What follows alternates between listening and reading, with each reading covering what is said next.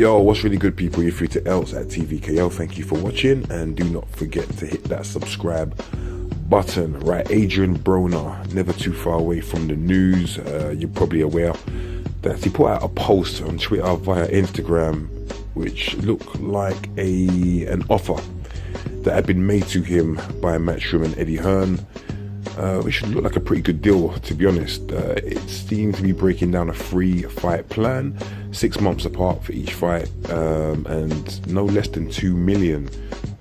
One would have to assume we're talking about dollars here. No less than $2 million per fight. In fact, I think one of the fights would have been $2.5 million. Which seems like a pretty good deal, right? I mean, that's almost $7 million for 3 fights. I think Adrien Broner has made a maximum of around $12 million for the entirety of his career, which is pretty decent going for boxers. Obviously, not all boxers are paid as handsomely as that, and he's still relatively young, Adrien Broner, so no doubt he can make a bit more. But I'm just so perplexed by the reaction of Adrien Broner, because obviously Eddie Hearn's offered him there more than half of what he's earned in his whole career over the course of just 3 fights, and Adrien Broner, in typical Adrien Broner fashion, sort of arrogantly dismissing the offer. And it's just so bewildering, because you just think to yourself, how much does this guy actually think he's worth? He referenced in that post the offer that he received from Roc Nation and Jay-Z a few years ago, which was just, to use a word I don't really tend to use, I was flabbergasted. I'm going to use that word.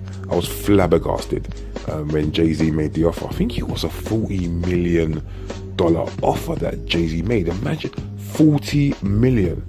Or it was something ridiculous like that. I might be actually putting extra emphasis on the amount. It may not have been that much, but it certainly was over 20 million. And Adrien Broner actually had the audacity to tell Jay-Z to suck his dick. Oh man, how this guy hasn't been seriously hurt outside the ring, I don't know. Not that I want that to happen, but it's just incredible when you think of Adrien Broner. I don't know who's advising him. By all accounts, it's supposed to be Al Heyman, the all-knowing, all-conquering, but he's not being advised very well. I mean, someone's got to get hold of Adrien Broner and sort of shake him out of this, for wanting of a better expression, this dickhead phase that he's in, because he just makes poor decision after poor decision. I'm sure Eddie Hearn's probably sitting around somewhere. As long as this story is true, I mean, hey, I could be doing a video right now on a story that doesn't even really exist. But Eddie Hearn must be sitting there just thinking, what is wrong with this guy? You know, for my money, that's a pretty good offer. You know, like I said, 3 fights, it's a 3-fight deal. You could crack that out within 18 months and come out of it a lot more, you know, richer.